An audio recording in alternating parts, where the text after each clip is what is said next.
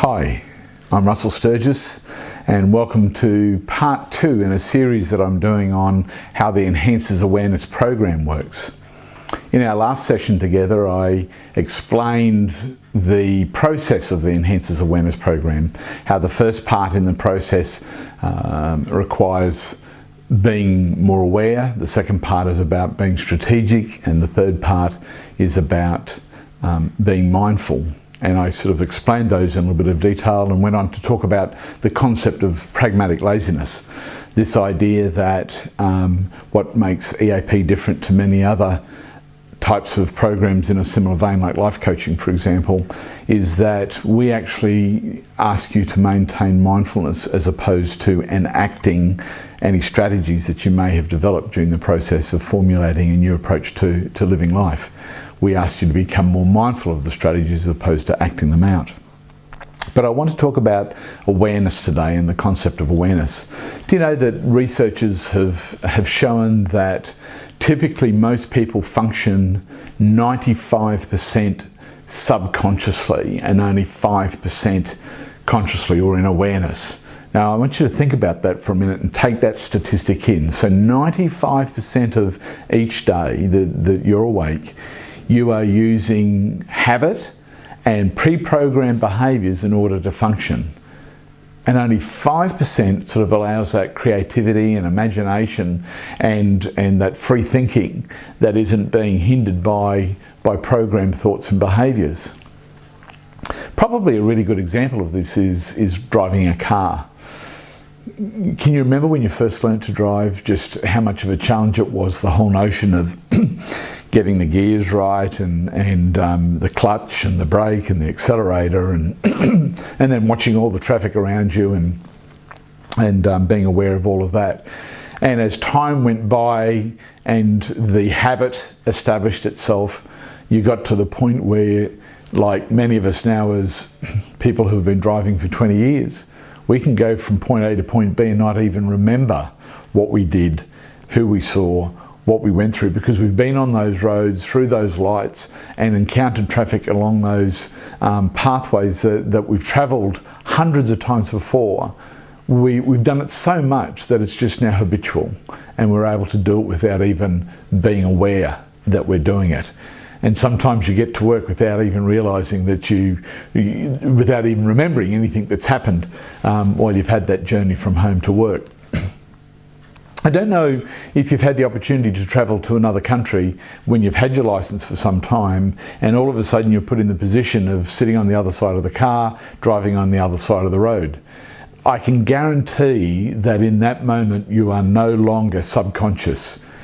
What's really interesting is in that moment you are now very aware. You are alerted to everything that's going on because now everything is sort of mirrored to what you've had done before. And of course, particularly when you go to turn a corner, that's one of the times where instead of turning into the left lane, out of habit you turn into the right lane, and all of a sudden you find yourself encountering oncoming traffic.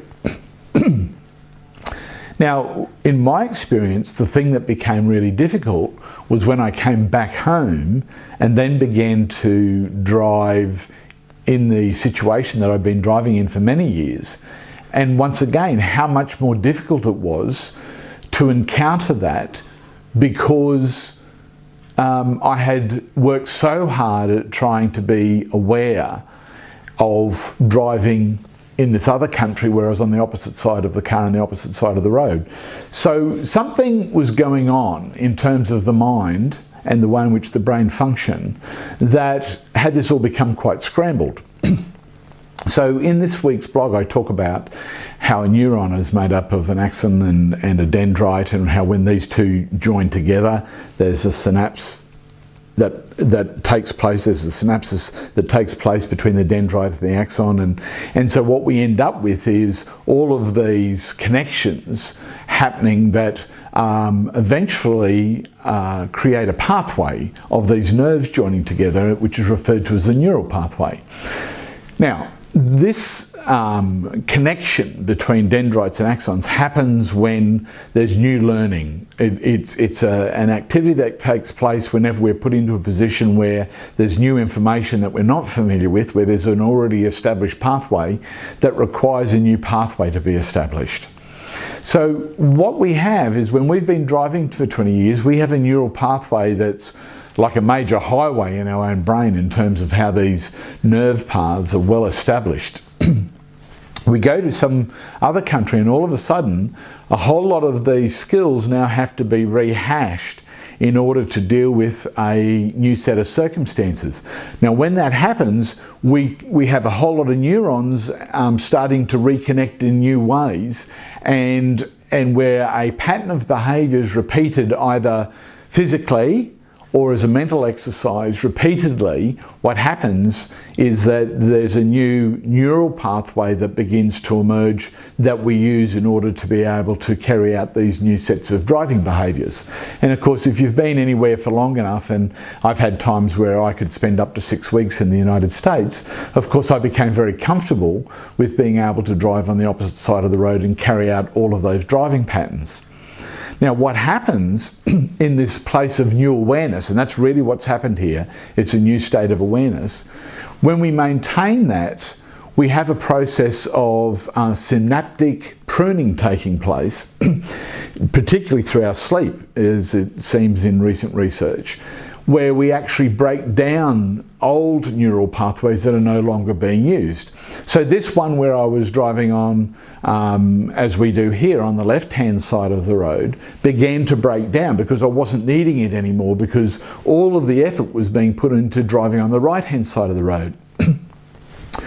When I came back home, of course, some of this structure had already been pruned, which means that I wasn't able to immediately start using these old habits or neural pathways that have been established over many, many years, because already there had been synaptic pruning. So there had already been some breaking down of the way in which these dendrites and these axons were joined to each other that were creating these neural pathways.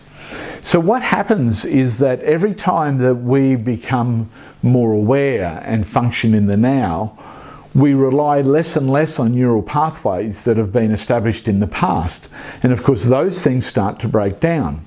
Now, this is also true if we relate to how we respond to certain stimuli. For example, if you've developed the habit of becoming angry as a response to stimuli, and all of a sudden you learn about peacefulness and meditation, and you start practicing living a peace-centered life, and one that's based on being aware of inner peace and stillness and relating to other people from that perspective, all of a sudden you start to develop new neural pathways based on this new state of consciousness, this new awareness. And the more that you focus on that, and this is why meditation is an important tool in terms of developing new neural pathways, because through this process of meditation, you make it actually easier for this synaptic pruning to take place, so that the old pathway of responding with anger becomes less and less accessible. So that eventually what happens when you're presented with a stressful situation, you begin to choose peace instead of choosing to be angry in situations. That choice to be angry, in fact, isn't a choice at all. It was a choice at some stage, but it's just a neural pathway that's been so well entrenched that you respond in that way automatically without giving it a second thought. So what we're doing in the Enhances Awareness program through our process of sessions that we work with our clients is that we're helping you to develop a new awareness of how you turn up in the world physically, mentally, emotionally and spiritually.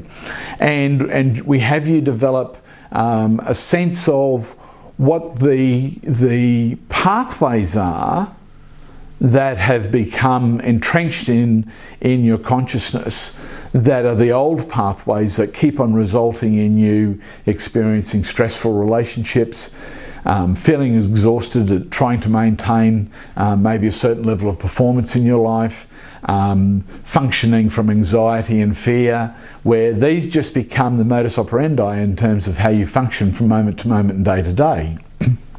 Of course, we call these patterns of behaviour your story. And so in EAP, what we do is we help you to identify that story, and we also help you to have a look at how continuing to follow that pattern impacts on your life and how that does or doesn't serve you.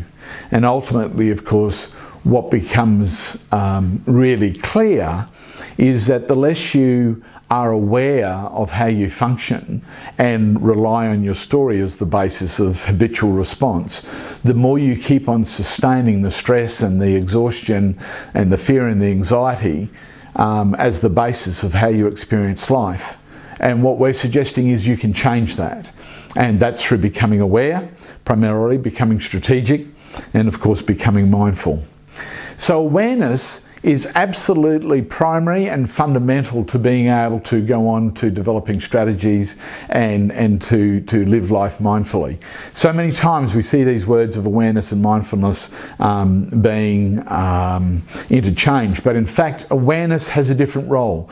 Mindfulness is carrying the awareness into our memory whenever we counter something or something from moment to moment. So awareness is intrinsic to what mindfulness needs in order to be able to make it possible for us to adopt new behaviours or change patterns of behaviour. So in the Enhances Awareness program, a very big part of what we're doing is helping to enhance your awareness of your story and the ways in which that plays out on who you are physically, mentally, emotionally and spiritually. Of course, what we also have, and when we start to talk about strategies and when we talk about mindfulness, we have really lovely ways of being able to, first of all, honour the story, because the fact is a lot of your programming and a lot of the pain of the past is real. It's stuff that's happened, but it can have a new context in how it turns up in your life. And it doesn't have to be the basis of struggle and stress and fear and anxiety and all those things that often keep us contained and limited in terms of what we're able to do with our own lives personally and what we can contribute in the world. So I invite you to have a look at the Enhances Awareness program on our website at eapmentor.com. Please go to Facebook, look up Enhances Awareness program and have a look at what we're doing there in terms of every day and every week. We're posting information that's helping people to enhance their awareness in order to become more strategic and mindful in terms of how to live more fulfilling lives that are purposeful and rewarding.